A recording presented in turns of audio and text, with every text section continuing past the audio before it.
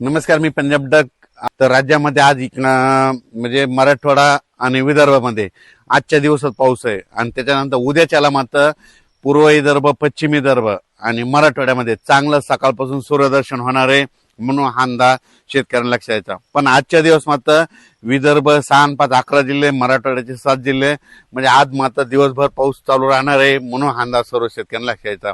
त्याच्यानंतर राज्यात आपण पश्चिम महाराष्ट्राकडे आज दिवसभर म्हणजे पश्चिम महाराष्ट्राकडे सांगायचं झालं तर अहिल्यानगर, पुणे, सातारा, सांगली, सोलापूर, कोल्हापूर ह्या पट्ट्यामध्ये आज दिवसभर रिमझिम पाऊस चालू राहणार आहे म्हणून हा अंदाज लक्षात यायचा.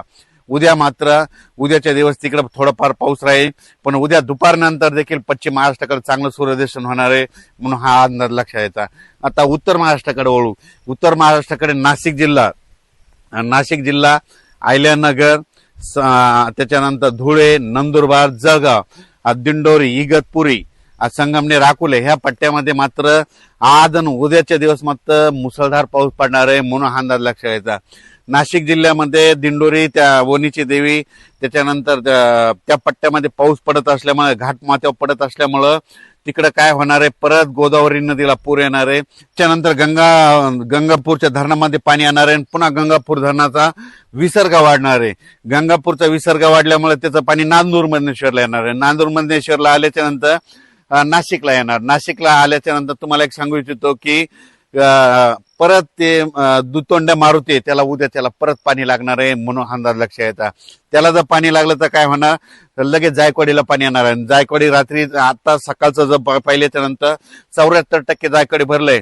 माझा तरी अंदाज आहे म्हणजे ह्या 10 ऑगस्ट पर्यंत जायकवाडी जवळपास 90 ते 100% भरून जाईल म्हणून ही मराठवाड्यातल्या शेतकऱ्यासाठी आनंदाची बातमी. संभाजीनगर, जालना जिल्हा, परभणी जिल्हा, नांदेड जिल्हा, हिंगोली जिल्हा सर्व शेतकऱ्याच्या आनंदाची बातमी. जे जायकवाडी धरण जे ते म्हणत होते भरणार नाही, फक्त मी एकटा म्हणत होतो की भरणार आहे म्हणून त्या जिल्ह्यासाठी सर्वप्रथम आनंदाची बातमी.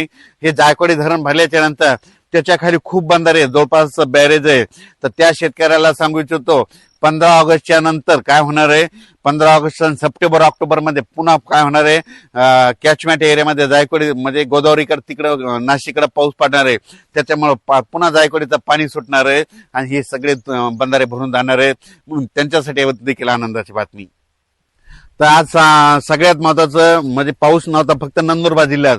आज नंदुरबार जिल्हा, धुळे जिल्हा, जळगाव जिल्हा, नाशिक जिल्हा आणि नाशिकचा उत्तरेकडे भाग तिकडे मात्र काही काही ठिकाणी अतिमुसळधार पाऊस पडणार आहे. नंदुरबार जिल्ह्यात अतिवृष्टी होणार आहे. त्याच्यानंतर सुरत, गुजरातच्या म्हणजे आपल्या मराठवाड्याच्या बाउंड्री लगत तिकडे अतिमुसळधार पाऊस पडणार आहे.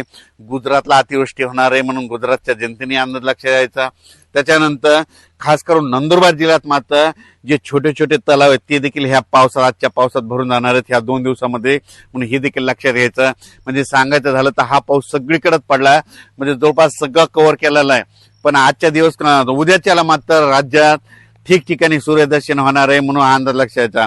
विदर्भातला पाऊस आजच दुपारनंतर बराच पूर्व विदर्भातला पावसाचा जोर कमी होणार आहे. पण मराठवाड्यातला मात्र परभणी जिल्हा झालं, लातूर जिल्हा झालं, नांदेड जिल्हा झालं, हिंगोली, धाराशिव, त्याच्यानंतर जालना, संभाजीनगर आज दिवसभर पाऊस चालू राहणार आहे म्हणून हा अंदाज सर्व शेतकऱ्यांना लक्षात यायचा.